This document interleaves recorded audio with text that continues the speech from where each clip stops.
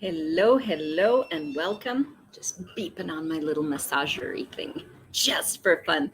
It's day five of this beautiful exploration and invitation of playing with Access Consciousness tools and with the Being You book. And I don't have the book handy, but you can sort of see it there on the cover. And today, that's exactly our topic for today, be the question.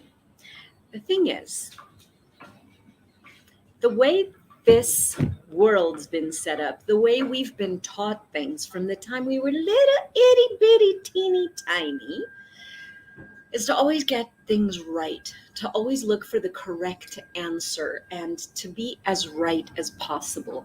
We've been taught to find a form, a structure, a way of doing things, that there is the one way, the right way, the good way, the whatever that is. But it takes all the wonder and the curiosity and the playfulness out of life. And that hides all the infinite possibilities that are available to us. So every time we are willing to look beyond everything that we have been told, everything that we've ever heard, everything we've ever bought into, that's true and real, and this is how we're supposed to do things. Every time we let that go, even just a little bit, and insert a wonder, insert a question, insert an opening for the universe to come in and begin to play with us, is where wonders, truly magical, miraculous wonders begin. They come from question. If you look at the word itself, and I've got it here on the little graphic, look at the word question. What other word do you see there? Quest.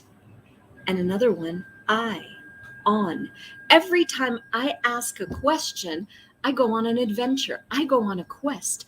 I begin to see and to explore and to wonder about what else is available.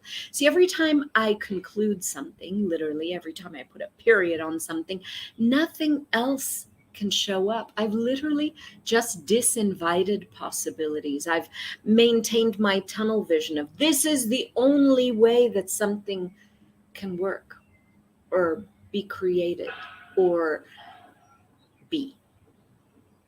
But when we begin to wonder, when we begin to open up to go on a quest, then all sorts of possibilities begin to open up. All of those walls that created that tunnel, in our tunnel vision, that it's only, this is the one-way street, this is the only thing. And not only that, but I've just decided that this is the correct answer. And when I decide anything, I cut off any and all other possibilities.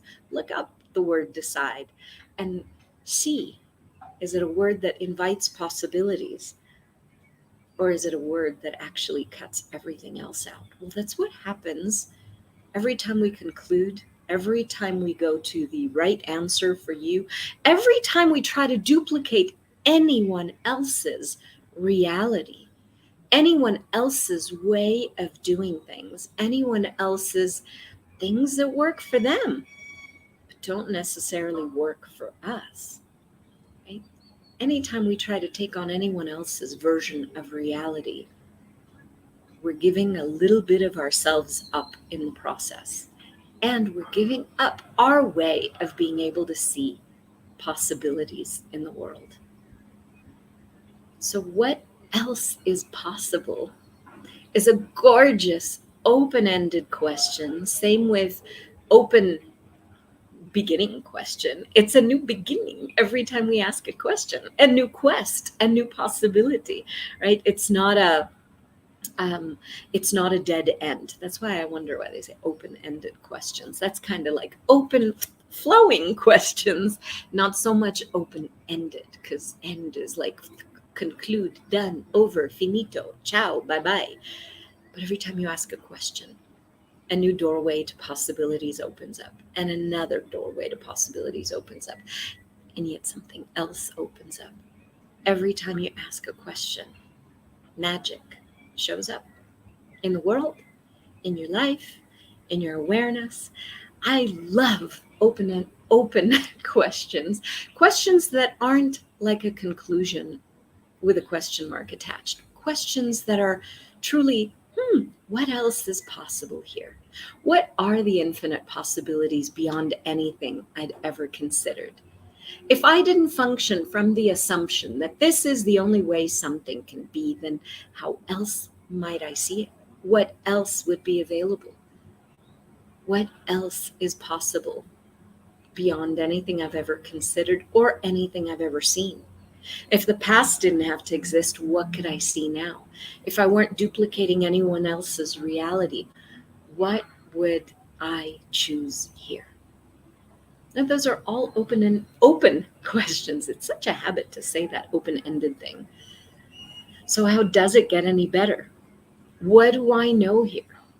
Those are all open questions. And one of my all-time favorites is, what question can I ask to change this?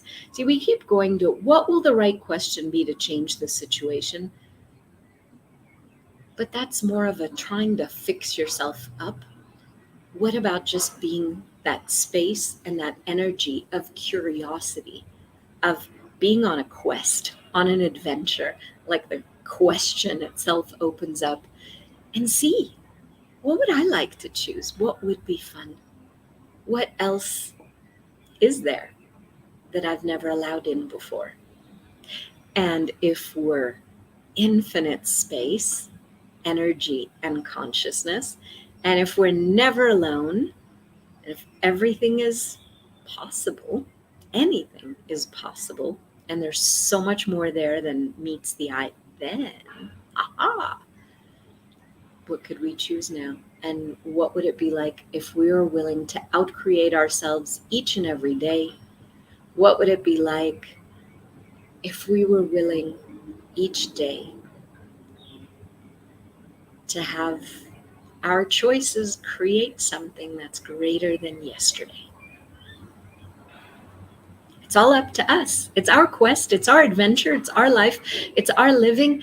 And as we choose it, we affect the world around us. So I wonder, what quests will you be on? What quests will I be on? Question.